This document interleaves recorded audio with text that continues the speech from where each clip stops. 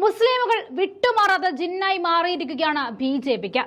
രാജ്യമിനി ആരുടെ കയ്യിലെന്ന ചോദ്യത്തിനുള്ള ഉത്തരത്തിന് ഏതാനും ദിവസങ്ങൾ മാത്രം ശേഷിക്കവേ വീണ്ടും മുസ്ലിം സംവരണം ആയുധമാക്കുകയാണ് ബി.ജെ.പി. സംസ്ഥാനത്തെ മുസ്ലിം സംവരണം പുനഃപരിശോധിക്കുമെന്ന് പറഞ്ഞുകൊണ്ട് രംഗത്തേക്ക് വന്നിരിക്കുകയാണ് രാജസ്ഥാനിലെ ബി.ജെ.പി. സർക്കാർ.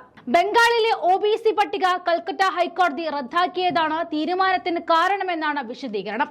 സംസ്ഥാനത്തെ 14 മുസ്ലിം വിഭാഗങ്ങളെ OBC പട്ടികയിൽ ഉൾപ്പെടുത്തിയത് പരിശോധിക്കാനാണ് സംസ്ഥാന സർക്കാരിന്റെ തീരുമാനം.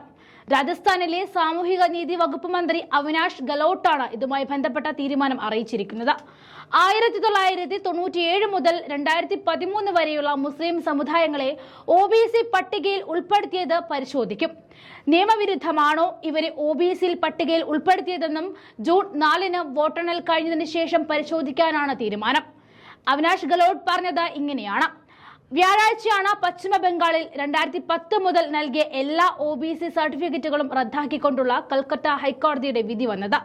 സർട്ടിഫിക്കറ്റ് അനുവദിക്കുന്ന നിയമത്തെ ചോദ്യം ചെയ്തുകൊണ്ടുള്ള ഹർജിയിലായിരുന്നു കോടതിയുടെ നിർണായക വിധി.